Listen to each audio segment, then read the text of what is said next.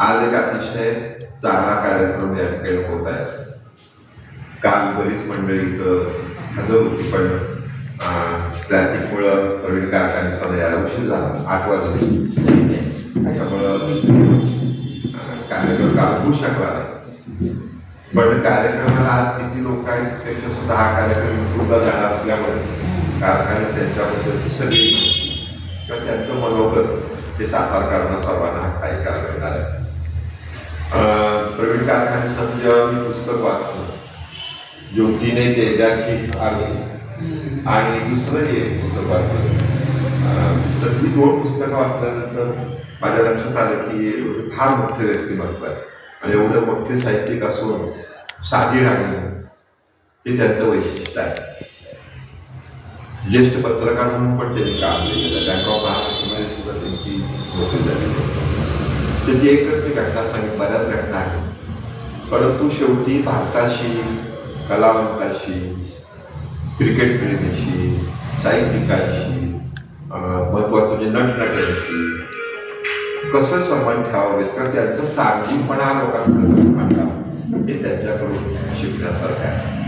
म्हणजे आपल्याला कल्पना आहे की देवानंद हे अतिशय मोठे नट म्हणू आपण, त्यापेक्षा त्याची कारकिर्दही फार मोठी, पण त्याचा मृत्यू मात्र झाला इंग्लंड.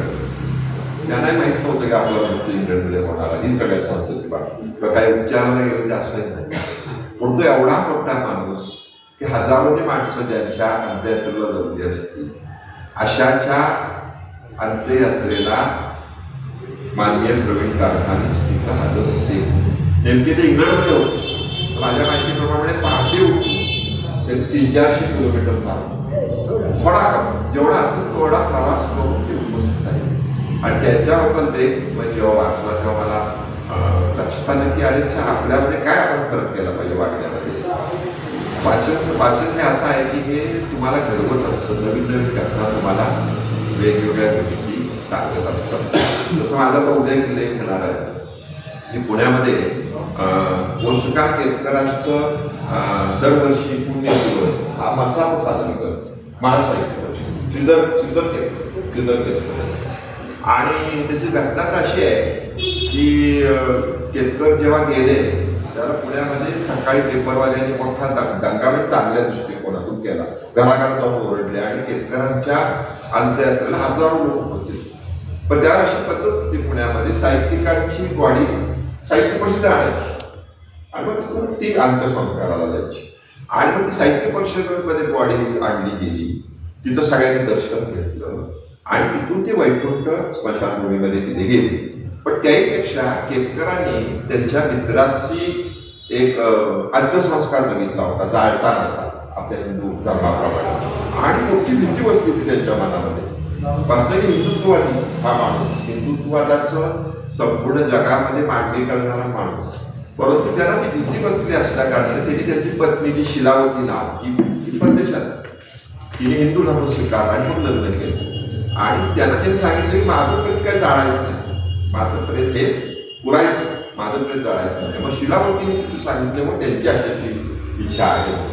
आणि मग त्यांचं ते वैकुंठ स्मशानभूमीच्या शेजारीची नदी आहे त्या ठिकाणी केतकरांचं दफन करण्यात आलं.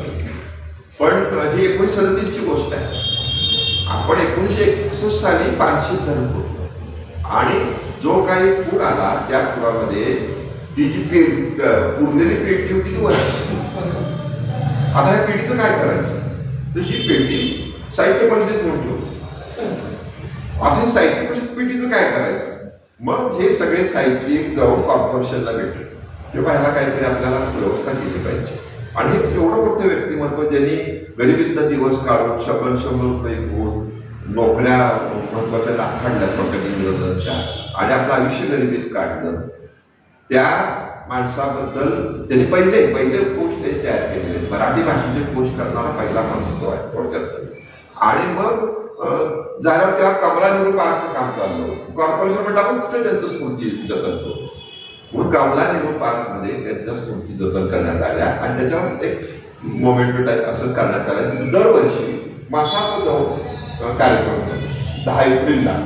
आणि नेमका माझ्याकडे तो कारभार आला होता आणि मी 10 एप्रिलला तिथे गेलो होतो. माझं भाषण विश्वास झालं आणि केतकर कुटुंबियातला एक जण माझ्यापाशी आला, माझ्या वयाचा टक्कल बिक्कल पडलेला वगैरे, आणि तो म्हटला तुम्ही सातारच्या शिऱ्या चिटणीस जो खानावळ चालवायचा त्याला ओळखता का? म्हटलं मी शिरे चिटणीस. त्याने मला भेटी मारली म्हणजे मला बदबसली दिली थोडक्यात. आणि मग ते मला आठवलं, नंतर आठवलं. त्यांनी परवा मला 2 डिसेंबरला आठवण पाठवली. इथं व्ही.पी. राजा असताना त्या मारुटराव वाड्यामध्ये एक शेंडे म्हणून तहसीलदार, नायब तहसीलदार राहत होते आणि त्यांना अटॅक आला. मला आठवत नाही, त्याला आठवते. ते तो अटॅक आल्यावर ते गेले म्हणजे आम्ही पळत त्यांना जीवनजीवन हॉस्पिटलला नेलं आणि तोपर्यंत गेले होते. तर ह्या केतकरनी डायरेक्ट कलेक्टरला फोन लावला. व्ही.पी. राजा होते कलेक्टर. तो नव्हता हा मुलगा आणि त्यांनी डायरेक्ट फोन लावला की गाडी आमच्याशी गेलेले आहे आणि आम्हाला तुमची पुण्यावरून मुलाला घेऊन यायची गाडी पाहिजे. तर ते म्हणजे ठीक आहे, 5 मिनिटात तुम्हाला कळवतो. 5 मिनिटांनी फोन आला. तो पण त्या केतकरला लक्षात आलं बाकीचे त्याच्याकडे ओरडले, अरे काय करत दिसतो म्हणून. तो घाबरला होता. त्यांनी केतकर कोण आहे इथं विचारलं. त्यांनी कलेक्टरनी व्ही.पी. राजांनी गाडी पाठवली, 300 रुपये पाठवले बरोबर.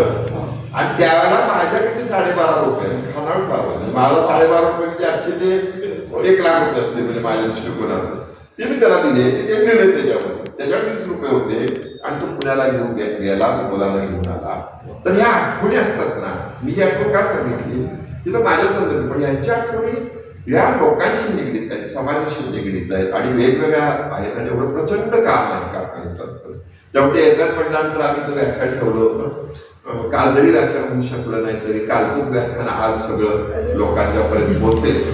मी आमच्या आम्ही पुस्तक प्रेमी ग्रुपचे अध्यक्ष मान्य संदीप सुरते यांना विनंती करतो की त्याचं शाल देऊन छान स्वागत.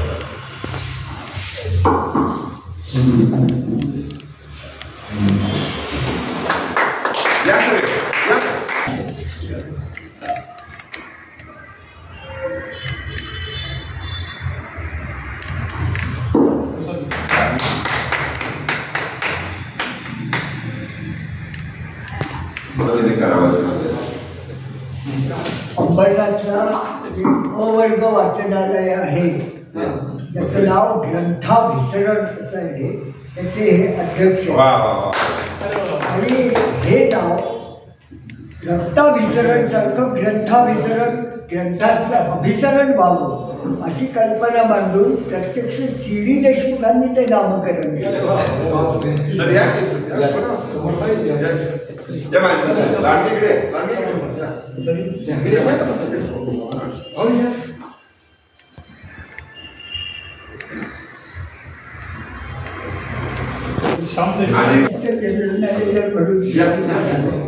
आणि इंडियन ओव्हरसीज बँकेमध्ये त्या काळी ATMचं जे नेटवर्क केलं गेलं ते ह्यांच्या मार्गदर्शनाखाली.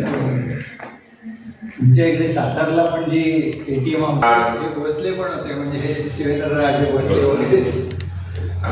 मला अतिशय आनंद वाटला.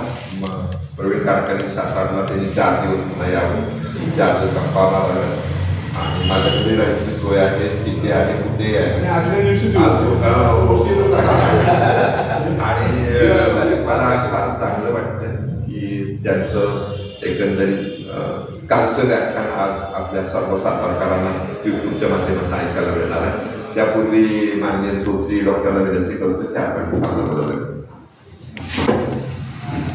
आम्ही पुस्तकप्रेमी आज गेले 3.5 वर्ष इथे कार्यरत आहे आणि रोज एका पुस्तकाला परिचय करून दिला जातो. दुपारी 2 अडीच त्यावरच चर्चा होते आणि मग इतर साहित्यिक विषय असतात. म्हणजे 1,500 पुस्तकं ऑनलाईन आतापर्यंत परिचय करून दिलेली आहे. असो, कालचा कार्यक्रम होता तो आज आपण छोटेखानी आपण घेतोय. कारखानेसांच्याबद्दल सांगावं तेवढं कमी आहे. त्यांचा परिचय त्यांच्या आता भावना ते व्यक्त करणार आहेत, अनुभव सांगणार आहेत, त्यातून होईलच. पण मला असं वाटतं की त्यांचं माझं आम्ही दोघेही एकाच भटक्या विमुक्त जमातीचे आहोत. गोत्र आमचं एकच आहे, कारण प्रवास करणारे भरपूर असतात,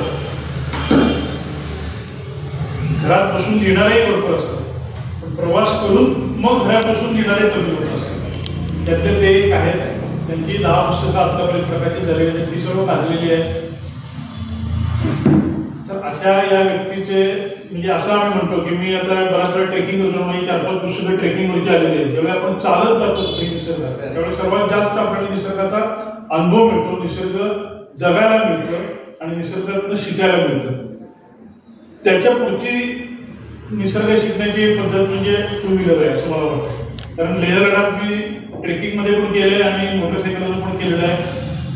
त्यावेळी मला लक्षात असं आलं की आपल्याला साधारण आपला स्पीड ॲव्हरेज 30-40 जर का असेल तर आपल्याला जास्त एक्सप्लोर करायला मिळतं. तर तसा मोटरसायकल यांनी जग बघितलेला आहे. गाडीतनं बघितलं तर थोडं कमी पडतं, विमानातून जर आपल्याला कुठं आकाशात दिसतं. तर सांगण्याचा मुद्दा हा की ज्या व्यक्तीनं मोटरसायकलचा लाखो किलोमीटरचा प्रवास अशा काळात केला आहे की त्या काळामध्ये मोबाईल सोडा साधे फोन देखील वाटेत पुढे नव्हते आणि एसटीडीचे पण काही नसतील, ट्रंकाळ वगैरे असतील. मी ज्यावेळी इक्वेडॉर देशात गेलो होतो त्यावेळी तिथून पॅसिफिक महासागरात 1000 किलोमीटर आत गॅलापागोस नावाचं जे बेट आहे त्या बेटावर 5-7-17 आयलंड आहेत तिथं. त्यातले 5 आयलंड आम्ही बघितली. तर त्या एका बेटावर किनाऱ्याच्या शेजारी एक अशी लाकडी पोस्टाचं ऑफिस होतं, पोस्टाचं पेटी होती आणि जगातली सर्वात विचित्र पोस्टपेटी. आता कसं तुम्ही जर गुगलला दिला तर त्यामध्ये त्या पेटीचा फोटो तुम्हाला दिसेल. त्या पेटीमध्ये असं पाहायला गेलं होतं की तुम्ही इथं आला तर तुम्ही तुमच्याच नावचं तुमच्या घराचा पत्ता असलेलं एखादं पत्र तिथं टाकायचं आणि तुम्ही निघून जायचं पुढच्या. पूर्वी जसं काशी येणारे लोक सगळ्यांना निरोप घेऊन द्यायची, परत यायची गॅरंटी नसायची, शाश्वती नसायची. त्यावेळेला त्या पोस्टाच्या पेटीमध्ये टाकलेलं ज्यानं पत्र असेल तो पुन्हा त्याच्या देशात जाईल याची गॅरंटी नव्हती. सगळे 10 नसायचे. तर म्हणून ते पत्र आपण आपल्या पत्त्याचं टाकायचं, आम्ही पण टाकलं त्याच्यामध्ये दुसरं केलं आणि कोणत्याही पैशाविना मग आपल्या मागून कुठलं जहाज तिथं लागलं तिथले खलाशी ती सगळी पत्र बघायचे आणि आपल्या एरियामध्ये जर कुठलं पत्र असेल तर ते घेऊन जायचं, मग तिकडे द्यायचे. असे काही पोस्ट ऑफिस पण आम्ही बघितले ना. अशा तो काळ फार जुना आहे, म्हणजे 1500-1600 शतकातला होता. पण अशा याच्यात आपल्याला कारखान्यासाठी आजपासून जवळजवळ 50 वर्षापूर्वी ही पद्धती केली आणि त्यांचे आपण अनुभव ऐकूया. त्यांची पुस्तकं पण आपल्या समूहामध्ये आपल्या एका रोमायन नावाच्या पुस्तकाचा त्यांचा परिचयमध्ये करून दिलेला होता. पण इतरही पुस्तकांचा आपण परिचय करून देऊ. धन्यवाद. अतिशय आनंदाची गोष्ट आहे की सर्व पुस्तकं येताना घेऊन आले आणि ते आपल्याला सर्वांना भेट देऊ इच्छितात. मी सर्वांना विनंती करतो एक सर्विस पुस्तक भेट एक फोटो काढा.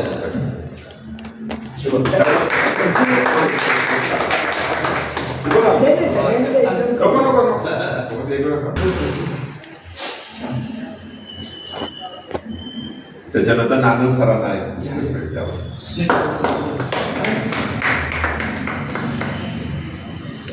मान्य राजकुमार निकम एक भेट द्यावं. या तिथे मध्ये या.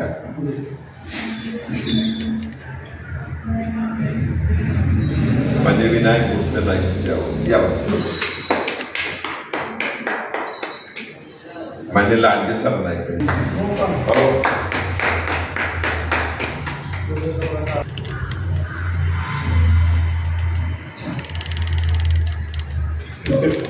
आणि काल जेवढा आपण बोलणार ना तेवढंच आज बोला अशी आपल्याला विनंती आहे. भरपूर बोला, नंतर एक 5 मिनिटं फक्त बोलणार आहे. साताऱ्यामधली पुस्तक प्रेमी ही संस्था आणि दीपलक्ष्मी पतपेढीचे सर्वा शिरीष चिटणीस यांनी जो काही हा कार्यक्रम आयोजित केला आहे त्याबद्दल त्यांचे सर्वप्रथम धन्यवाद मानतो. सातारा या शहरात मी तसा पहिल्यांदा आलेलो नाही. सातारा आणि माझा असा संबंध आहे की साताऱ्यामध्ये झालेली मला वाटतं सर्व साहित्य संमेलनं म्हणजे पहिलं नव्हे कारण 1903 साली साताऱ्यामध्ये तिसरं साहित्य संमेलन पुण्यानंतर साताऱ्यात झालं होतं, जे मला कधी जन्मलं होतं. रघुनाथ करंदीकर, रघुनाथ पांडुरंग करंदीकर असे एक वकील होते यांच्या अध्यक्षतेखाली झालं होतं. पण सुरुवातीला जेव्हा साहित्य संमेलनांना सुरुवात झाली तेव्हा ती ग्रंथकर्त्यांची संमेलन अशी ती एक संकल्पना होती जी न्यायमूर्ती महादेव गोविंदराव यांनी मांडली होती. आणि नंतर हळूहळू ते इतर साहित्याकडे वळले. हरिनारायण ते हे खरे पहिले साहित्यिक म्हणता येतील जे साहित्य संमेलनाध्यक्ष झाले. पण इतर क्षेत्रातली अनेक जण, सयाजीराव गायकवाडही साहित्य संमेलनाचे अध्यक्ष होते. तर सांगायचा मुद्दा, त्यानंतरची साहित्य संमेलन तसा मी एकूण 57 अखिल भारतीय मराठी साहित्य संमेलनांना उपस्थित राहिलेलो आहे. 1957 साली औरंगाबादला जे अनंत काळेकरांच्या अध्यक्षतेखाली जे संमेलन झालं तेव्हा मी अवघा 10 वर्षाचा होतो आणि माझ्या वडिलांबरोबर मी अटेंड केलं होतं. परंतु जेव्हा मी 1962 साली 11वी SSC झाल्यानंतर फर्ग्युसन महाविद्यालयात प्रवेश घेतला, बहुधा त्याच वर्षी 1962 साली साताऱ्यामध्ये काकासाहेब गाडगीळ, नरहर विष्णू गाडगीळ यांच्या अध्यक्षतेखाली संमेलन झालं होतं. तेव्हा मी अक्षरशः वळकटी आणि असं हे घेऊन मी या साताऱ्यामध्ये आलो होतो. आणि मला आठवतंय ते संमेलन म्हणजे काय, तेव्हा मला समजत होतं साहित्य हे काय. तसं वास्तविक इयत्ता 10वीमध्ये असताना मी साहित्य करण्याची परीक्षा दिली होती आणि त्या माझ्या साहित्य म्हणजे मी साताऱ्याचं कनेक्शन सांगतो. साताऱ्यामध्ये त्या साहित्य प्राज्ञ या माझ्या प्रमाणपत्रावर साताऱ्यात जन्मलेले यशवंत दिनकर पेंढारकर, कवी यशवंत यांची स्वाक्षरी होती चाफळते. आणि तेही संमेलनाध्यक्ष होते. तुमचे विद्याधर गोखले ते साहित्य संमेलनाचे अध्यक्ष होते आणि त्यांनी माझ्या एका पुस्तकाला त्याच्यात दुसऱ्या आवृत्ती अष्टचक्री रोमान त्या आवृत्तीला त्यांनी प्रस्तावना दिली. आणि गंमत अशी आहे का, विद्याधर गोखले आठवले म्हणून मला हे काही ठरवून केलेलं भाषण नाही. आता मी आपण गप्पा म्हणतो आणि काल केलेलंच आज म्हणा, तर कालच कुठे काय ठरवलं होतं, आज काय सांगू. परंतु अष्टचक्री रोमान हे पुस्तक मी विद्याधर गोखलेंना पहिली आवृत्ती पाठवली. ती दुसऱ्या आवृत्तीसाठी मला आपण हे द्यावं म्हणून. तर नाही, त्याच वेळेस पहिली आवृत्ती आली होती तेव्हा. तर विद्याधर गोखलेंचं मला पोस्टकार्ड आलं की नुकताच मी दौऱ्यावरून परतलो, तुमचे अष्टचक्री रोमान माझ्या हातात पडले, ते मी संपूर्ण वाचले आणि तुमच्या प्रवासाचे वर्णन मी वाचले आणि माझ्या प्रवासाचा सगळा शीण निघून गेला. परवाच एक 6-8 महिन्यापूर्वी मला एक पत्र आलं भालचंद्र नेमाडे की मी गुवाहाटीला चाललो होतो. गुवाहाटीहूनच पोस्ट केलं. मी गुवाहाटीला चाललो होतो आणि तुमचं ज्योतीने तेजाची आरती आणि आणखीन एक पुस्तक, ही 2 पुस्तकं योगायोगाने माझ्या बरोबर होती. ती मी गाडीत वाचून काढली, कारण जवळजवळ 27-30 तासांचा प्रवास होता आणि माझा सगळा हा इतका दीर्घ प्रवास हा सुखावह झाला. तर हे असे यशस्वी पत्र मिळाल्यामुळे लिखाणाला निश्चितच एक स्फूर्ती मिळते. ज्या वेळेला मी फर्ग्युसन महाविद्यालयात होतो त्यावेळेला मी सर्वप्रथम म्हणजे हे मी तुम्हाला याचं आता लिखाणाला कशी सुरुवात झाली याची शेवटी हे पुस्तक हेच कारणीभूत आहे. ज्यावेळेला मी एखाद्या कुठल्या तरी निबंध स्पर्धेत किंवा वक्तृत्व स्पर्धेत मला पहिला नंबर आला होता, त्यावेळेला शाळेत असताना अंबरनाथच्या त्यावेळेला जादूगार रघुवीर हे जादूचे प्रयोग करायला तिथे आले होते आणि त्यावेळेला त्यांना शाळेत बोलवलं होतं आणि एक कोणीतरी अशी व्यक्ती आलेली आहे तर त्यांच्या हस्ते म्हणून ते पुस्तक मला बक्षीस म्हणून देण्यात आलं त्यांचं, प्रवासी जादूगार. तर ते पुस्तक त्यांनी सुद्धा प्रवास करताना म्हणजे जादूचे प्रयोग करता करता कसा प्रवास केला, त्याच्यात कसं कसं त्यांना लोकजीवन बघायला मिळालं हे लिहिलेलं होतं. तर ते पुस्तक वाचून माझ्यातला प्रवासी जागा झाला. असं हे असल्यामुळे ते मी ठरवलंच होतं की यापुढे आपण खूप खूप प्रवास करायचा. त्या काळी शक्य नव्हतं, पैसेही नसायचे, काहीच नसायचं, साधनं नव्हती. पण कॉलेजमध्ये असताना मी पहिलं हे केलं आणि प्रेरणा कशी मिळत जाते एखाद्याला ही पण रंजक गोष्ट आहे की मी सर्वप्रथम पुण्यामध्ये आल्यानंतर मी सर्वप्रथम सायकलवरनं फर्ग्युसनच्या कॅनॉलच्या रस्त्यावरून त्या काळचं मी हिंगण्याला गेलो आणि महर्षी धोंडो केशव कर्वेंना. महर्षी धोंडो केशव कर्वे वय वर्षे चालू 105, 100 वर्षाचे ते झाले तेव्हा त्यांना भारतरत्न देण्यात आलं होतं. आणि ते आराम खुर्चीत खात बसले होते सकाळची वेळ. मी गेलो, नमस्कार केला, पाया पडलो आणि सांगितलं मी फर्ग्युसनचा विद्यार्थी आहे, आपलं दर्शन घेण्यासाठी आलो. बाकी ते काय एवढ्या मोठ्या व्यक्तीशी मी चिल्लर माणूस काय बोललो. मी माझी स्वाक्षरीची वही त्यांच्यासमोर धरली. त्यांना म्हटलं की आपण स्वाक्षरी द्या आणि एक संदेश मला द्या. तर ह्या व्यक्तीने तिथल्या तिथे पेन घेऊन थरथरत्या हाताने लिहिलं मोडीमध्ये, नाही थरथरत्या हाताने असं लिहिलं, निश्चयाचे बळ तुका म्हणे त्याची फळं, आणि मोडीमध्ये स्वाक्षरी केली जी आजही मी तुम्हाला दाखवू शकतो, ती ठेवलेली आहे. तर ते माझ्या डोक्यामध्ये पक्क बसलं, निश्चयाचं बळ हेच खरं. आणि त्याच वेळेला मी डॉक्टर राधाकृष्णनांना एक पत्र लिहिलं होतं. SSC झाल्यानंतरची सुट्टी असते 2 महिन्याची, त्यावेळेला हिंदीमध्ये. त्यावेळेला ते उपराष्ट्रपती होते. त्यावेळेला ते राष्ट्रपती होण्यापूर्वी त्यांचं मला हिंदीमध्येच पत्र आलं त्यांच्या स्वाक्षरीने. काय नाही, त्यात एकच ओळ होती, तुमचा गहन अध्ययन ही सफलता की कुंजी आहे. कुंजी म्हणजे की द की ऑफ सक्सेस. आणि तेही माझ्या डोक्यात राहिलं. आणि हे 2 गोष्ट, डिटर्मिनेशन, डिवोशन आणि डेडिकेशन, या ह्याच्यावर माणूस जाऊ शकतो कुठेही, असं मी ठरवलं होतं. मोटरसायकल जेव्हा माझ्या हातात आली त्यावेळेला मी मग प्रवास करायला सुरुवात केली. आणि किती जाता येईल तर पहिलं ठाणे, दिल्ली, ठाणे असा प्रवास केला. त्याच्यामध्ये कितीतरी अनुभव आले. चंबळच्या खोऱ्यातनं आम्ही गेलो.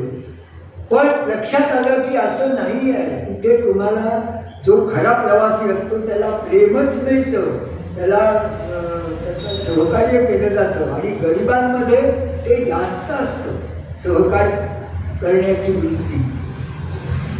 आज जे माझ्या हातात तुम्हाला 78व्या वर्षी कडं दिसते ती शोभेचं नाही आहे. आग्र्याच्या गुरुद्वारामध्ये राहण्याचा पहिला अनुभव आग्र्याला घेतला होता. आणि तिथल्या ज्ञानीने जेव्हा मी ते दर्शन घेतलं तेव्हा त्या ज्ञानीने मला प्रसाद म्हणून हे कडं दिलं. ते मी आज इतकी वर्ष ठेवलेलं आहे. कालच गुरु गोविंद सिंहांची जयंती आहे. तर हे लक्षात राहायला लागल्या गोष्टी. आणि असा हे ठेवूनच मग मी लिहायला लागलो. लिहिण्यासाठी प्रवास नाही केला, पण प्रवासातून हे लक्षात आलं की आपण अनेकांशी अनेक गोष्टी बोलतो आणि मग त्या हवेत मिळतात. भोपाळ, मी आत्ताच मला त्याची आठवण केली माझ्या कम्प्युटरवरून की गोडसे भटजी जे होते, माझा प्रवास, हे पुस्तक 1857चा त्यांनी झाशीच्या राणीबरोबर ते राहिले होते. त्यांनी ते सगळी तिची दिनचर्या कशी लिहिली वगैरे खूप गोष्टी लिहिलेल्या आहेत. त्या शेवटी लिहिल्या म्हणजे काय, खूप सांगून सांगून ते थकले इथे आल्यानंतर. पण नंतर मग शेवटी ते कायम स्वरूपे राहायचं असेल तर तुम्ही लिहिलं पाहिजे. आणि ते छापलं पाहिजे. कारण काय की पुस्तकच शेवटी पुढच्या पिढीला सगळ्या या गोष्टी डॉक्युमेंटेशन फार आवश्यक आहे. कुठेतरी कधीतरी कलकत्त्यात असताना मी वाचलं होतं की राजा राममोहन रॉय यांचा मृत्यू ब्रिस्टलला झाला. ब्रिस्टल हे इंग्लंडमध्ये. मला त्या काळी तेव्हा किंचितही कल्पना नव्हती की कधी काळी आपण इंग्लंडला जाऊ.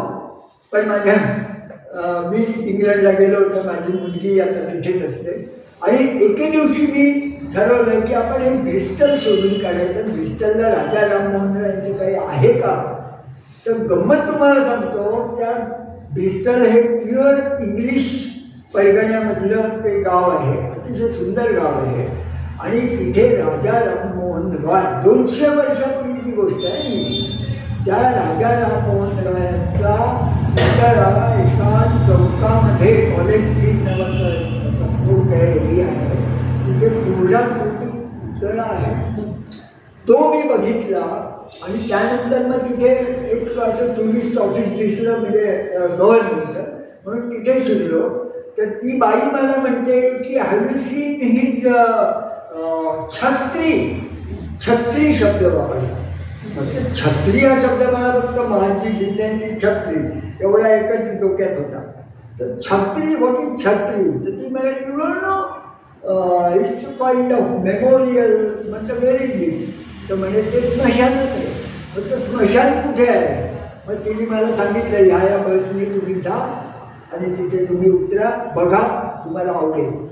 असं लोक सांगतात, हे माहीत तर नव्हतं.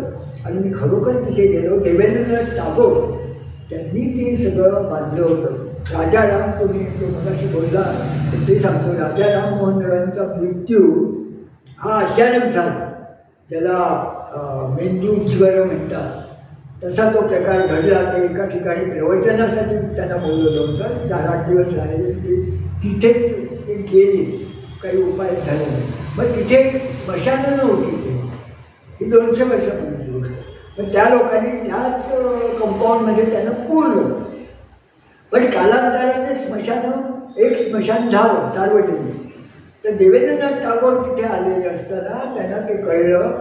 तर ते म्हणाले नाही फार मोठी व्यक्ती होती आमच्या दृष्टीने, तर आपण असं करू. म्हणजे त्यांनी ती कॉफीन बाहेर काढली खडून आणि ते स्मशानात नेऊन पुरलंच तिथे. आणि तिथे त्यांनी ती छत्री बांधली. कितीतरी गोष्टी आहेत. सहज मी तुम्हाला सांगतो, सावरकरांनी जिथे 1857चं स्वातंत्र्य युद्धाचं पुस्तक लिहिलं त्या इंडिया हाऊसमध्ये मी जाऊन संपूर्ण फिरून, तिथे आता इंग्लिश लोक राहतात, पण मला त्यांनी दिलं आतमध्ये जाऊन आणि ते बघितलं. सावरकरांचं स्मारक बघितलं. तिथे बाहेर लिहिलेलं असतं the Indian revolutionary lived here in this year वगैरे वगैरे. लंडनमध्ये अनेकांची अशी आहे. म्हणजे जवळजवळ 40-50 पंडित नेहरूंचं आहे, सावरकरांचं आहे, कृष्ण मेननचं आहे, तुमचं आंबेडकरांची पण खोली आहे. हा, आता तुम्ही बोललात तर तुम्हाला मी तेच सांगतो.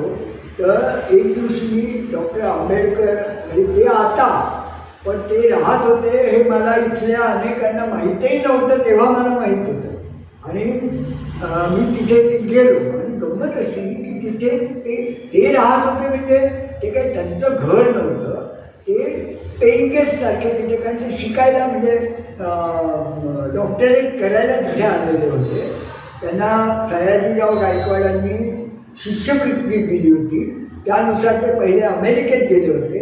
अमेरिकेमधल्या युनिव्हर्सिटीमधनं त्यांनी ते सगळं सबमिट केलं डॉक्टरेटसाठीची हे. आणि त्यानंतर ते इंग्लंडला आले. थोडे पैसे होते आणि ते जुजबीस होते. आणि त्याच्यात त्यांनी ठरवलं की आपण लंडन स्कूल ऑफ इकॉनॉमिक्समध्ये, लंडन युनिव्हर्सिटीमध्ये ही आपण दुसऱ्या विषयात राज्यशास्त्रात तिकडे केलं, अर्थशास्त्रात तिकडे केलं असं. आणि त्यांनी तिथे अतिशय म्हणजे ग्रंथांचं म्हणजे खूप वाचन वगैरे करून त्यांनी ते, आणि त्यावेळेला ते 1-1.5 वर्ष त्या खोलीमध्ये पेईंग गेस्ट म्हणून राहत होते. पण इतरही कोणी राहत असतील आपल्याला ते तेवढं माहीत नाही. पण हे घर नेमकं विकायला काढलेलं होतं आणि तिथे तो बोर्डही लावलेला होता. आणि मग ते मी त्याच्यावरही मी लिहिलं. आणि नंतर मग तर महाराष्ट्र सरकारच्याही त्याच वेळेला ते लक्षातही आलेलं होतं आणि तो घेण्याचं वगैरे तो प्लॅन झाला. आणि ज्या वेळेला म्हणजे यांनी म्हणजे पंतप्रधान नरेंद्र मोदींची पहिली व्हिजिट इंडिया आपल्या लंडनला झाली त्यावेळेला त्याचं औपचारिक उद्घाटन झालं होतं. आणि त्यानंतर मी तिथे गेलो होतो. त्याच्यामध्ये मला वाटतं एखाद्या पुस्तकात असेल. आणि तुमचं जे ज्योतिने त्याच्याच्या रतीमध्ये आधीचं आहे. म्हणजे ते कुठे कुठे शिकले आणि काय काय शिकले. प्रचंड विद्वत्ता असलेले प्रचंड विद्वान. तर आपल्याला या गोष्टी माहीत नसतात. आपण पूर्वग्रहानेच सगळ्या गोष्टी करत असतो. तर माणसं समजून घेतली पाहिजे. माणसाचा इतिहास माहिती पाहिजे. देशांचा भूगोल माहिती पाहिजे. तर आपण काही आर्मेनिया कुठे आहे, युक्रेन कुठे आहे, ते कशामुळे चाललं आहे, काहीच आपल्याला माहीत नसतं. हे सगळं माहीत होण्यासाठी कुणीतरी लिहायला पाहिजे. आणि ते लिहायचं असेल सीइंग इज बिलिव्हिंग. तुम्ही बघा आणि मग लिहा. उगाच ऐकून माहितीवर खूप गोष्टी गैरसमज निर्माण करतात असा माझा एक निरीक्षण आहे माझं. तर प्रवास हा असा डोळसपणे केला पाहिजे. आपलं अनेक जण काश्मीरला जातात, अनेक जण लेह लडाखला गेलेले हे आहेतच आमची सगळे मित्र कंपनी. परंतु आणि त्याच्यावर लिहिलं गेलं पाहिजे, डॉक्युमेंटेशन झालं पाहिजे. ब्रिटिशांनी काय केलं, ब्रिटिशांनी गोष्टी प्रिझर्व केल्या, त्या आम्ही करत नाही. आम्ही त्या गोष्टी ती व्यक्ती गेली की रद्दीत निकालात भंगारात काढून टाकतो. हे थांबलं पाहिजे. प्रत्येक गोष्टीला किंमत असते. 30, 50, 100 वर्षांनी करते. हे तर आता आपल्या लक्षात येतं. तर अशा तऱ्हेने ते प्रवासामध्ये अनेक प्रसंग येतात. आता तुम्ही म्हणता पण ते सलग सांगणं शक्य नाही, नाही त्याला दिवस परंतु मुंबई रोम हा एक प्रवास जो केला तो मी याच्यातनं गेला. अफगाणिस्तान, इराक, तुर्कस्तान, बल्गेरिया वगैरे. परंतु तुम्ही कोणीतरी मला विचारलं ESD कंपनी काही दिलं नाही त्यावेळेला. कारण असे कोणी जातील याची त्यांना कल्पना नव्हती. कोणाचंच त्या काळी कोणाचं असं प्रोत्साहन मिळालं नाही. बँकेने मात्र मला रजा दिली, हेच खूप महत्त्वाचं होतं. आणि दिल्लीपर्यंत गेलो आणि नंतर आणि पाकिस्तानातून जाणं हे मोठं कठीण आव्हान होतं. आणि चिकाने बेनझीर भुट्टोलाच डायरेक्ट लिहिलं होतं त्यावेळेला. परंतु तिच्या आईचं मला उत्तरही आलं होतं. परंतु ते काय वर्कआउट झालं नाही आणि पाकिस्तानचा व्हिसा आम्हाला नाकारला. आता जाणार कसे अफगाणिस्तान, काबूलमध्ये, हा मोठा यक्ष प्रश्न आमच्यासमोर. आम्ही दिल्लीपर्यंत आलो होतो. इकडे अगदी महाराष्ट्र टाइम्स ऑफ इंडियात आमचे फोटो झळकले. आणि आता परत कसं जायचं, लोकांना कळून कसं दाखवायचं. मी म्हटलं नाही, नो गोईंग बॅक. आता आपण निघालो, ते निर्धार करून निघालो आणि ते करायचं. मग मी इंडियन एअरलाईन्सच्या चेअरमनना पत्र लिहिलं तिथल्या तिथेच आणि दिलं. त्यांचं मला उत्तर आलं की तो आमचे 4 मोटरसायकल आहेत त्या घेऊन तुम्ही आणि आम्हाला पण हे करा आणि आम्ही काय पॅसेंजर फेअर असेल तर देतो.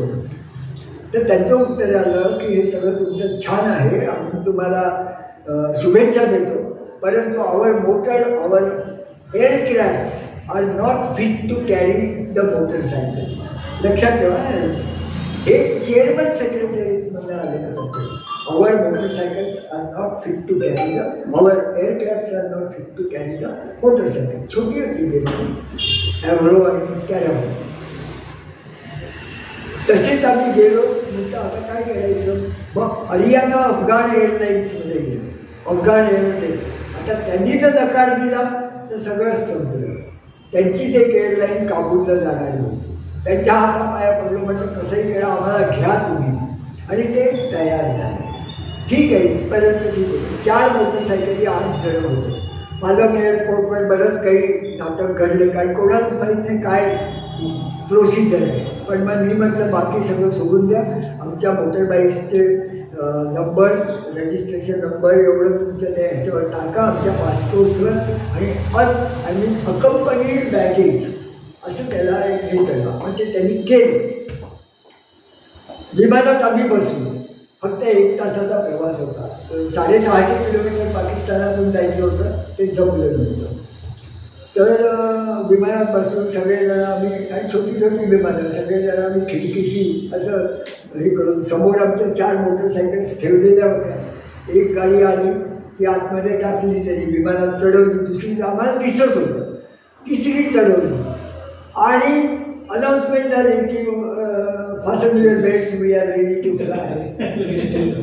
अरे आमची तर पण कोचिंग झाली. अरे बापरे, आपली एक मोटरसायकल खाली राहिली, आणि 2 जण आपल्या बरोबर, आम्ही 8 जण आहोत विमानात, काय करणार काय. तुम्हाला सांगतो,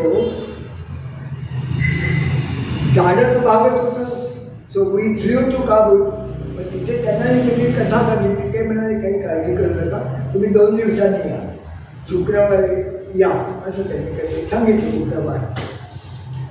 आणि आम्ही 2 दिवसांनी जेव्हा त्या काबूल विमानतळावर गेलो, तर आमची 4थी मोटरसायकल तिथे आलेली उभी होती.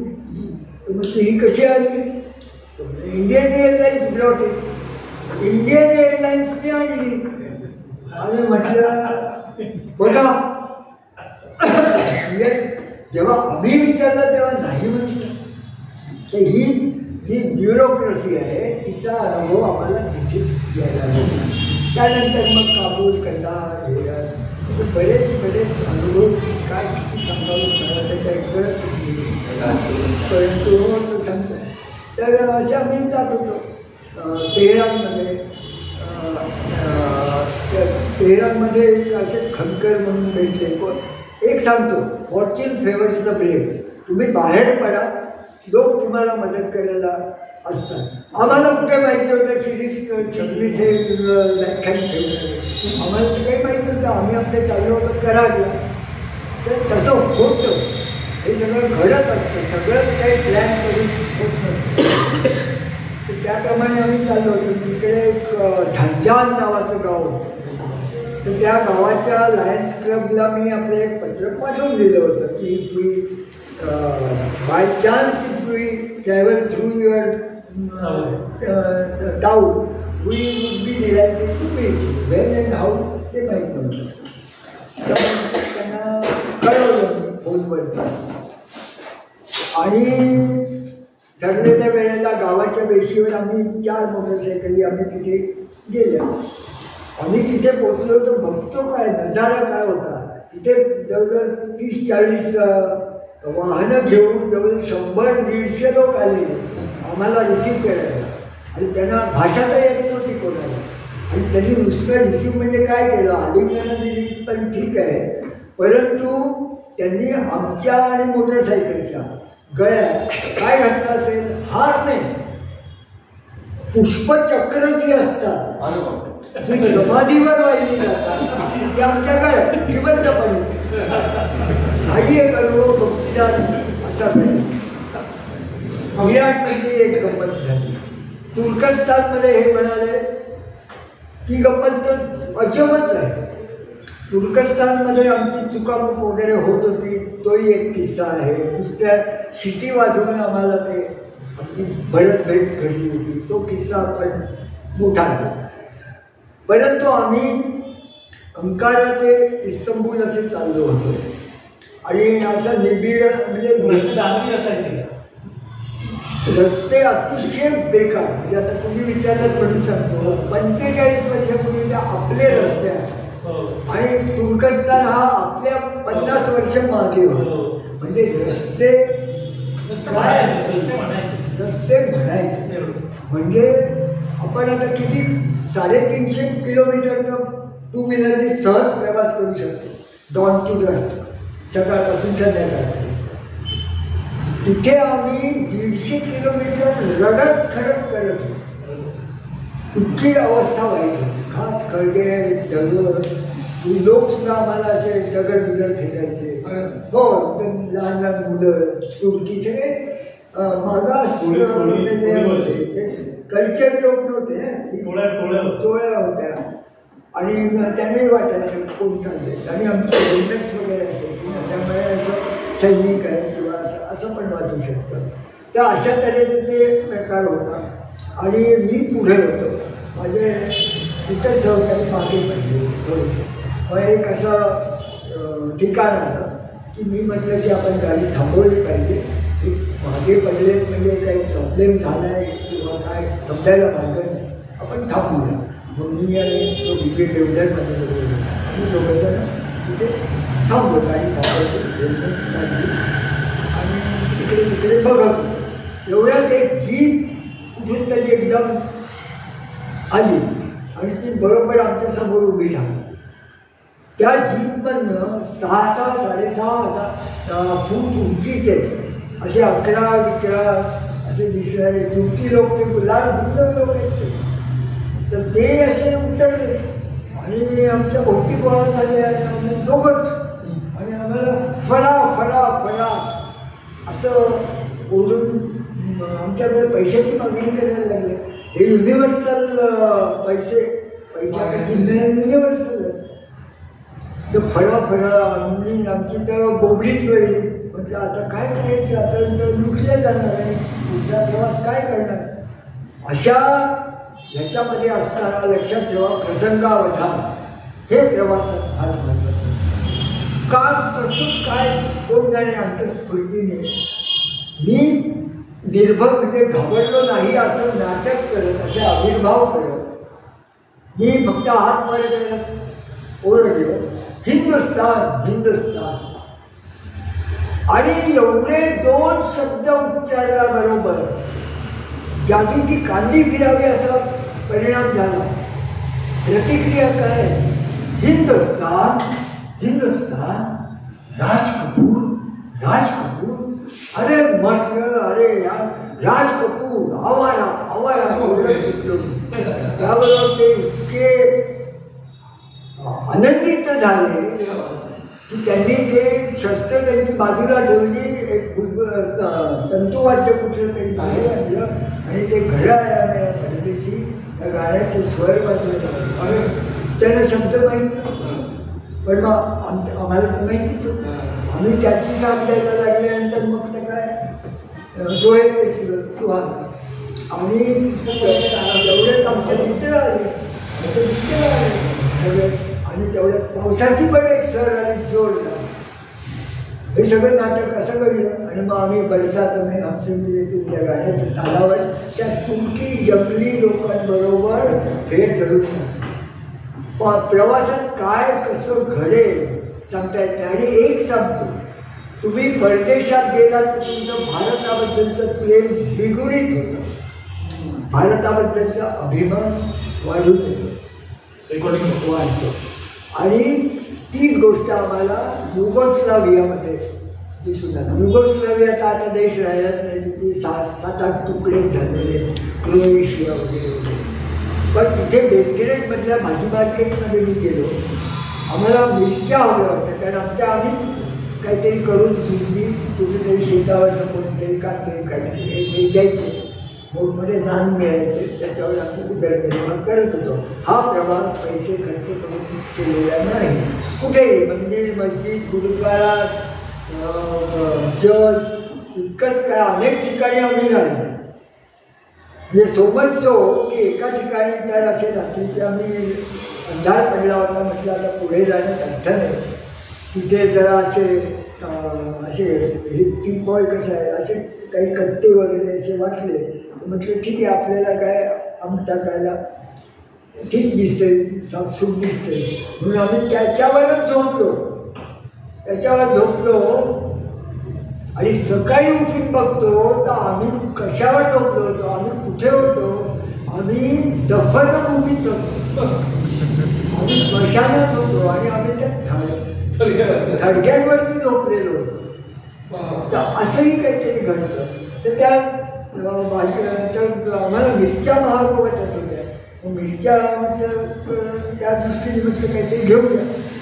तिथे गेलो तर सगळे भाजीपाले गोळा झाले. पाकिस्तान म्हटलं नो नो इंडिया. तर त्या लोकांना एवढा आनंद झाला, हो इंडिया, जवाहरलाल नेहरू. म्हटलं yes Jawaharlal Nehru, Marshal Tito. तेव्हा त्यांचे तर मग ते तर मित्र होते. मग ते त्यांच्यामुळे आमचा पण मैत्रीचा संबंध झाला. मग ते म्हणाले काय हवं, काय वांगी हवे, टोमॅटो हवे, काय आणखी शिमला मिरची हवे, भाज्यांचं. हे काही नको, आम्हाला मिरच्या हव्या. आणि मग त्यांनी अगदी पिशवी भरभरून मिरच्या दिल्या. तर असंही होतं. तर परदेशामध्ये अशा अनेक अनुभव येत असतात. इटलीमध्ये पण असे झाले. त्यानंतर मी आफ्रिकेमधल्या जंगलांमधून प्रवास केला. त्यावेळेस तर असं होतं की तेव्हा हे व्हिडिओ कॅमेरा वगैरे असलं काही म्हणजे 800 रुपयाचा खाकी आणि 11 का 12 फोटो येतात. तो कॅमेरा होता माझ्याकडे. आणि जिराफ आणि झेब्रे आमच्या बाजूबाजूनी धावत असतात. हे चित्र म्हणजे खरं व्हिडिओ शूटिंग करण्यासारखं, पण त्या काही साधनच नव्हतं किंवा असली काही आम्हाला परवडणारी नव्हती. आम्हाला ते तंत्रज्ञान नव्हतं. तर अशा तऱ्हेने आम्ही श्रीलंकेमध्ये गंमत घडली. माणसं कशी कुठे कधी भेटतील सांगता येत नाही. श्रीलंकेमध्ये अनुराधापूर नावाचं एक गाव आहे. त्या अनुराधापूरमध्ये च्या जवळ एक बौद्ध धर्मियांचे तीर्थक्षेत्र आहे. तर बोधिसत्वाचं एक रोप तिथे लावलं होतं. तिचा वृक्ष झाला होता अशोकाच्या, राजा अशोकाच्या काळात. आणि ते आता मोठं पवित्र तीर्थस्थान आहे. म्हणून मी तिथे सायकल एक मला एकाने दिली की लेके जाईल म्हणजे सिंहलीमध्ये. तर मी घेऊन गेलो. लोक विश्वास ठेवतो तुमचा कोण मी, पण त्यांनी मला सांगितलं की you cannot walk up to that, you take my bicycle. तर सायकल घेऊन मी गेलो होतो. तर ते सगळं बघितलं आणि परत येत होतो. तेवढ्यामध्ये कोणीतरी एक तेजस्वी स्त्री पांढरं शुभ्र वस्त्र धारण केलेली आणि हातात तिच्या काहीतरी, आणि तिच्याबरोबर आणखी दुसरी यंग स्त्री. अशा दोघी लगबगीनं आत शिरत होत्या. तर शेवटी तुमचा सहावा सिक्स सेन्स ज्याला म्हणतात तो कामी येतो. ती बाई आत गेली, मी बाहेर आलो. पण माझ्या डोक्यामध्ये काहीतरी आलं आणि मी म्हटलं आता आपण लगेच जायचं नाही, त्याला थांबू द्यायचं. मी तिथे थांबलो आणि 2-5 मिनिटामध्ये अशीच गर्दी जमली. म्हणजे गर्दी जमली म्हणजे काहीतरी नक्की आहे. मला काहीच माहीत नव्हतं. मी पण तिथे थांबलो वेळासारखं, म्हणजे काही नाही. आणि ती बाई बाहेर आली. आणि गंमत अशी की तेवढ्या त्या सिंहली लोकांच्या गर्दीत उभा असलेला मीच कसा तिला दिसलो कुणाला माहिती. ती माझ्यासमोरच आहे आणि ते तबक माझ्यासमोर झालं आणि सिंहली भाषेत काहीतरी बोलली. आता मला काय सिंहली भाषा कळणार, मी ह्या करून नुसताच हसलो. ती वैतागली. तिने एकदम उभ्या उंचावल्या. म्हटलं जरा प्रकरण हे होतं. मग मी तिला नमस्कार केला. म्हटलं Swami madam, I am a visitor from India. Oh you are a visitor from India, is it so? Okay okay, you touch. मग मी त्या तबकाला स्पर्श केला आणि तिने तो सगळा प्रसाद वाटायला लागला. आणि मग ती बाई माझ्याशी 10 मिनिटं अतिशय आपुलकीने बोलली. कुठे गेला, काय पाहिलं, काय अनुभव आला, काय एखादी गोष्ट तुम्हाला सुचवावीशी वाटते म्हणजे बघा. आणि मग कळलं की ती स्त्री कोण होती. त्या होत्या श्रीलंकेच्या माजी पंतप्रधान श्री भंडारी.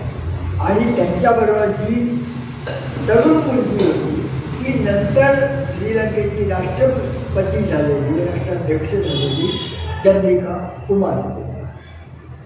तर असं अचानक गोष्टी या प्रवासातून घडतात. तुम्हाला म्हणजे खूप आफ्रिकेमध्ये अनुभव का फाट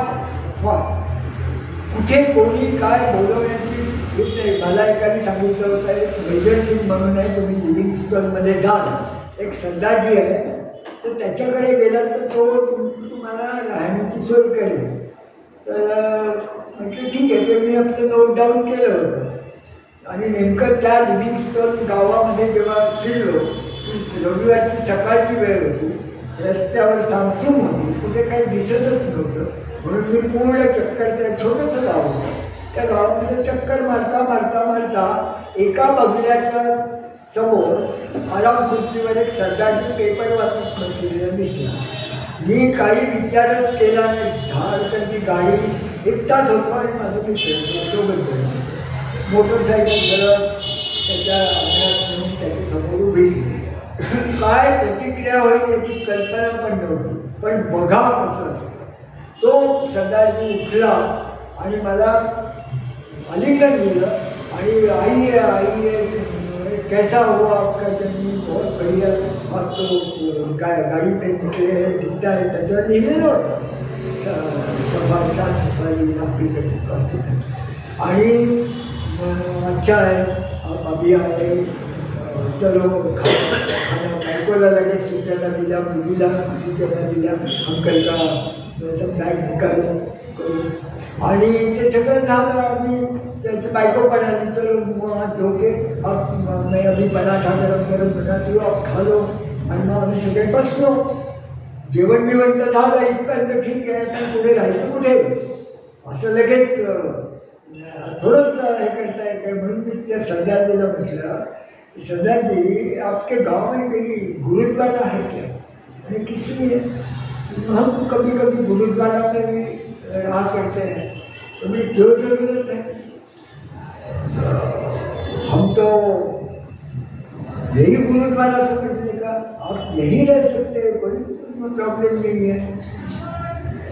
मैंने वैसे इस गांव में केवल हम 4 सिख लोग हैं. वो क्या यहाँ से वो जो सामने का घर दिखता है ना, वो बंगला, वहाँ एक मेजर सिंग करते हैं. भैया हा मेजर सिंग नव्हता, मेजर सिंगचा मला दिला होता ना पत्ता, तो शोधत शोधत गेलो होतो. आणि हा नव्हता, हा कोणी तिसराच होता.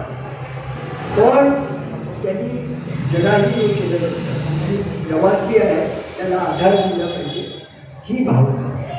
तर अशा तऱ्हेने झिम्बाब्वेमध्ये खूप एंट्री करताना येणार. परंतु कारण माझ्या पासपोर्टवर नॉट व्हॅलिड फॉर रोडेशिया होतं. रोडेशिया जाऊन झिम्बाब्वे झालेलं होतं नुकतंच. तर गोऱ्या लोकांचं सगळीकडे वर्चस्व होतं त्यावेळेला. पण तरीसुद्धा त्यांनी मला प्रवेश दिला आणि नोंद केली की this is the first person travelling on 2 wheeler in telling permitted to enter. असे काही काही अनेक प्रसंग घडतच असतात. आता जे एवढं चाललंय बांगलादेशचं, पण मी 80-84 किती 81 साली दुर्गापूजा बघितली बांगलादेशमध्ये. त्यावेळेला कलकत्त्याला माझी नुकतीच बदली झाली. मी यांच्याबरोबरच राहत होतो आणि दुर्गापूजेची सुट्टी होती, शिवाय सुट्ट्या अशा घेऊन मी 1 आठवड्याची सुट्टी घेतली आणि मी बांगलादेशला गेलो. जेसोर, खुलना, ढाका, कोमिला, नौखाली, चेटेग्राम म्हणजे चित्तगाव, कॉक्स बझार, बर्मा बॉर्डर एवढा जाऊन आलो. पण मला कुठे त्यावेळेला झाला नाही. ढाक्यामधल्या ढाकेश्वरीचं त्या मंदिरामध्ये दुर्गा पूजा चालू असताना मी गेलो होतो. त्यावेळेला बांगलादेशचे सर्व मिलिटरी रूल होता. ते जनरल इर्शाद हे प्रमुख होते, एका हाती मिलिटरीची सत्ता होती. ते तिथे काळी गाडी घेऊन आले की कशी व्यवस्था आहे काय बघायला. आणि माझ्या समोर असं मी जनरल इर्शाद म्हणतो. अशा अनेकांना मी बघितले. अशा अनेक मंडालेला गेलो होतो, ब्रह्मदेशात गेलो होतो. लोकमान्य टिळकांनी गीता रस्ते जिथे लिहिलं तो मंडालेचा तुरुंग मी आतून बघितलेला एकमेव व्यक्ती आहे. कोणी नाही गेलेले, कोणी आतमध्ये पण मी गेलो, अलाउड नव्हतं, मिलिटरीचं तिथे आज सगळं होतं. पण मी एक आयडिया केली, टांगे जात येत होता, तर मी एका टांगेवाल्याला विचारलं, तर तो म्हणाला आपको मैं लेके जाएगा लेकिन उतरने का नहीं, उतरेंगे तो पूछताछ होगी, तो आपको मैं पूरा घुमवते शनिवारवाड्यासारखा तो किल्ला होता, फुलकोट किल्ला. तर तिथे लोकांनी तुला होतं. तर हे सगळं बघितल्यानंतर तुम्हाला इतिहासात गोडी निर्माण होते, भूगोलात गोडी, भूगोल समजायला लागते. एक लक्षात घ्या, आता हे दोन्ही डॉक्टर गेले का? हो, बोलायला हवे. अर्थेन भेषजम लभ्यम, अर्थेन भेषजम लभ्यम न आरोग्यम कदाचित. म्हणजे पैशाने औषध मिळू शकतं पण आरोग्य नाही मिळू शकत. अर्थेन ग्रंथसंभारा, पुस्तकं तुम्ही घेऊ शकता विकत. ज्ञानम लब्धम प्रयत्नता, ज्ञान हे तुम्हाला प्रयत्नपूर्वकच मिळवावं लागतं. आणि ग्रंथ हे त्याचं एक सोर्स आहे. असं म्हटले की the books are the locking to the world where no passport is necessary, no password is necessary. Login books are the logins to an exciting world where no password is necessary. तर पुस्तक आता तुमच्या सातारा जिल्ह्यात मला खरोखर अभिमान वाटतो होता, जरी मी ठाणे जिल्ह्याचा असलो तरी, की सातारा जिल्ह्याने भारतातलं पहिलं पुस्तकाचं गाव निर्माण केलं. आणि त्या विधानला मी आणि माझे मित्र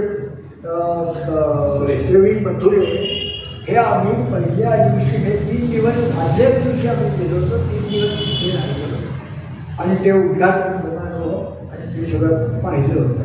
विधान का पाहिलं होतं? कारण मी इंग्लंडमध्ये असताना जगातलं पहिलं पुस्तकाचं गाव जे आहे हे वाय नदीच्या तीरावरचं ते गाव, तर हे हे मी त्यावेळेला इंग्लंडमध्ये असताना पाहिलेलं होतं. पण अर्थात हे पुस्तकांचं गाव आणि ते पुस्तकांचं गाव याच्यात बरीच तफावत नाही. रिचर्ड बूथ नावाचा एक ऑक्सफर्ड युनिव्हर्सिटीमधनं एक पदवीधर बाहेर पडला. त्याला कल्पना नव्हती काय करावं, आता व्यवसाय काय करावा. ऑक्सफर्डपासून तसं जवळ आहे, तर पण आहे वेल्स. तर त्याच वेळेला आपल्या कॉम्प्युटरचा जमाना सुरू होत होतं आणि पुस्तक वाचन कमी होऊन चाललं होतं. अमेरिकेमधल्या लायब्रऱ्या पोस्टपर्यंत चालल्या होत्या, तिथे पुस्तकांना मागणी नव्हती आणि रत्तीच्या भावाने तिथे पुस्तकं विकायला लागत होती अमेरिकेतल्या लायब्ररीज आणि त्या ह्यूज लायब्ररी. तर त्यावेळेला हे कळल्यानंतर हा पठ्ठ्या तिकडे अमेरिकेत गेला आणि त्यांनी ती पुस्तकं अक्षरशः रत्तीच्या भावाने घेऊन टनावारी पुस्तकं घेऊन मोठीने त्यांनी इंग्लंडला आणि मग ती पुस्तकं घेऊन तो त्या गावाला गेला हे आणि तिथे ते प्रदर्शनं मांडली आणि मग लोक तिथे यायला लागले. आज तिथे तो मोठा व्यवसाय झालेला आहे. स्वस्त पुस्तकं असतात पण दुर्मिळ पुस्तकं असतात. कितीतरी लोकांच्या स्वाक्षऱ्या त्यावर असतात आणि स्वाक्षरी कोणीतरी मगाशी माझी स्वाक्षरी होती, तर त्यालाही महत्त्व नंतर येतं. अनंत काडेकर फुटपाथवरनं त्यांनी एक पुस्तक घेतलं होतं, बर्ट्रँड रसेलचं त्याच्यावर स्वाक्षरी होती. त्यांनी त्याच वेळेला ठरवलं. कधीमध्ये मी ते प्राध्यापक होतो, कधीमध्ये भारतात काय द्यायला मिळालं इंग्लंडला तर मी बर्ट्रँड रसेलला पुस्तक दाखवलं आणि त्यांनी ते केलं होतं. त्यात आनंद असतो. तर अशा खूप खूप खूप गोष्टी समृद्ध होतात. जीवन हे अनुभवाने समृद्ध होतं. हा त्याचा एक हे आहे. आणि तुम्ही जात राहायला पाहिजे. जात राहिली असं ते बघा अशी नसतं. जो बसलेला असतो त्याचं नशीबही बसतं. ऊर्ध्वस तिष्ठती तिष्ठता, जो उभा असतो त्याचं नशीब उभं असतं. शेते निपद्यमानस्य, जो झोपलेला आहे ना त्याचं नशीबही झोपतं. म्हणून काय म्हटले, चराती चलतो भगहा, जो चालत राहतो त्याचं नशीबही चालत राहतं. आणि म्हणून जितकं शक्य असेल तितकं जग तर सुंदर आहे, आपला भारत देश सुंदर आहे. भारत देश सुद्धा सुंदर आहे. आत्ताच मी स्टॅच्यू ऑफ युनिटी बघून अरे काय नाही आपल्याकडे भव्य दिव्य. ठीक आहे, मी ते पण पाहिलेलं आहे न्यूयॉर्कमध्ये, काय स्टॅच्यू ऑफ लिबर्टी. पण असं सगळं असल्यामुळे आपल्याला अनुभव आणि सिद्ध होतं. म्हणजे वाचन हे करत राहिलं पाहिजे, फिरत राहिलं पाहिजे आणि बघून ती निरीक्षण केली पाहिजे. कारण कुणीतरी म्हटलंय, आता आपण त्या बरेच जण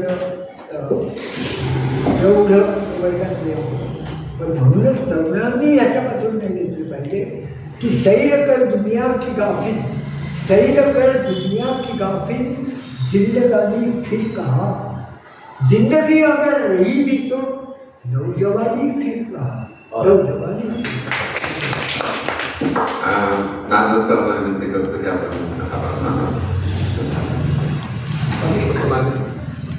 छोटीशी मला त्यांचं ऍड करायचं. एक असं राहिलं म्हणून जनरल वैद्यांची मुलाखत घेतलेली होती. जनरल अरुण कुमार वैद्य त्यांची हत्या झाली पुण्यामध्ये. त्यांची आम्ही दोघांनी आणि मेन आता ते कलकत्त्याला तेव्हा ते GOC NC ईस्टर्न कमांड होते आणि ते जनरल झाल्यानंतरची पहिली मुलाखत जी लोकसत्तेत प्रसिद्ध झाली ती आणि हा कलकत्त्याला मुंबईवरला देखील मोटरसायकलवरनं आला होता. NC शकला ते आपले प्रमुख वक्ते कारखानी सर, त्याचप्रमाणे दीपलक्ष्मीचे चेअरमनचे चिटणीस सर आणि सर्व उपस्थित मित्रांनो, शो वॉज गोवा या तत्वाला अनुसरून ते चिटणीस सरांनी चिकाटी की काल काही अडचणी आल्या आणि सगळ्या इथे आम्ही लोक जमलो होतो.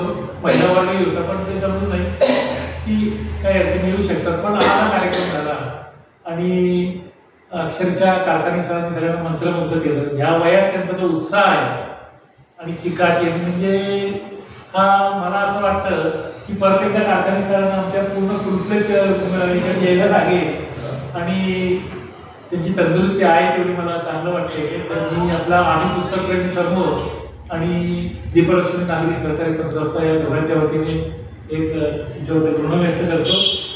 म्हणजे आम्ही जरी सिनियर सिटीजन असलो तरी आमच्या दृष्टीने हे आणखी अप्पर वरचे सिनियर सिटीजन 19 वय. योगा आयोगासाठी बँक ऑफ महाराष्ट्रामध्येच त्यांचा व्यावसायिक कारकीर्द झाली. दोघे मुंबईत जॉईन झाले, पण मुंबईत योग नव्हता आणि गदिमान म्हणजे 2 निवडणुकांची तशी आज आमची बँक ऑफ महाराष्ट्राची भेट झाली. मला अतिशय आनंद होतो आणि विशेष करून मी दीपलक्ष्मी पतसंस्थेचे सर्व जे सहकारी त्यांना धन्यवाद देतो की इतक्या अल्पावधीत त्यांनी परत सगळी अरेंजमेंट केली. त्या पाठीमागे प्रेरणा चिटणीस सरांची, त्या सगळ्यांना मी धन्यवाद देतो. आणि मी परत एकदा कारखानी सरांना अशी विनंती करतो की परत एकदा तुम्हाला फुलफ्लेज आमच्या पूर्ण ऑडियन्समध्ये यायला लागेल. धन्यवाद.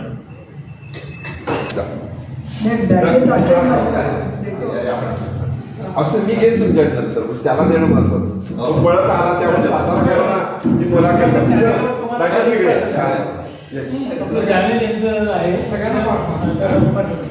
त्यामुळे त्याच्यासाठी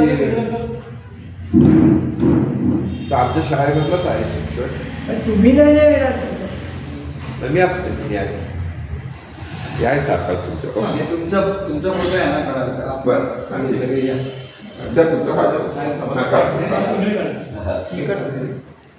आमच्या सगळ्यांचा